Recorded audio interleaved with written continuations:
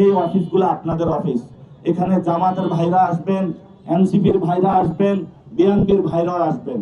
যারা বেশি প্রাধান্য পাবেন কারা নির্যাতিত হয়েছেন, বিশেষত গত 15 বছরে অসংখ্য বিএনপির ভাই, জামাতের ভাই বোনেরা নির্যাতিত হয়েছেন। আমরা আপনাদের স্বাগত জানাচ্ছি, আপনারা আসবেন। আমরা ঢাকা 8-এ শাপলাকলিকে বিজয় করব, কোনো দলাদলি করব না। আমরা এখানে চাঁদাবাজি, সন্ত্রাস, দুর্নীতি বন্ধ করব, যাতে ব্যবসায়ী বান্ধব একটা সিটি হিসাবে আমরা গড়ে তুলতে পারি। সবার সমস্যার সমাধান করব ইনশাআল্লাহ। এবং আপনারা জানেন সারা বাংলাদেশে ছাত্রদল, যুবদল, বিএনপি একটি তথ্য সন্ত্রাসের মধ্য দিয়ে যাচ্ছে।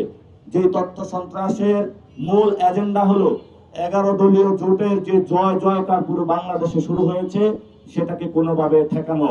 তারা যখন ভোটে ভয় পাচ্ছে, এখন তারা অনলাইনে তথ্য সন্ত্রাসের আশ্রয় নিয়েছে। তারা যখন আগামী 12 তারিখে ভোটে ভয় পাচ্ছে, এখন তারা মাঠে হলো মত সৃষ্টি করছে।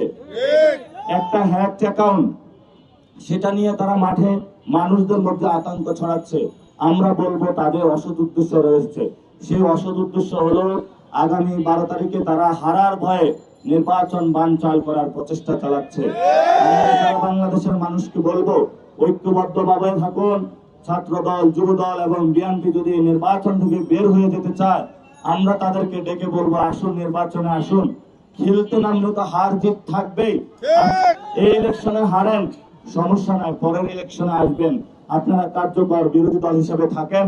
আমরা ইনশাল্লাহ সরকার গঠন করে আপনারা 1 বছর যে চাঁদাবাজি, দুর্নীতি, সন্ত্রাসী কার্যক্রম করেছেন, আমরা আপনাদের হেদায়েতের পথে নিয়ে আসব। সবাই মিলে একটি সুন্দর রাষ্ট্র গঠন করব। আমরা সরকার গঠন করলে বিএনপির যারা ভাইরা রয়েছে তাদেরকেও মন্ত্রী সভায় নিব, তাদেরকেও আমাদের সার্ভিসের মধ্যে অ্যাকোমোডেট করব। কারণ ওরা আমাদের ভাই, ওরা খারাপ কাজ করতে পারে, কিন্তু আমরা তাদেরকে বুঝিয়ে শুনিয়ে নিয়ে আসব। একসাথে নতুন বাংলাদেশ গড়ব। গুড লাক পেনের সফট অয়েল বেসড ইঙ্ক দেয় নিখুঁত লেখার আত্মবিশ্বাস। Good luck pen. Make your luck.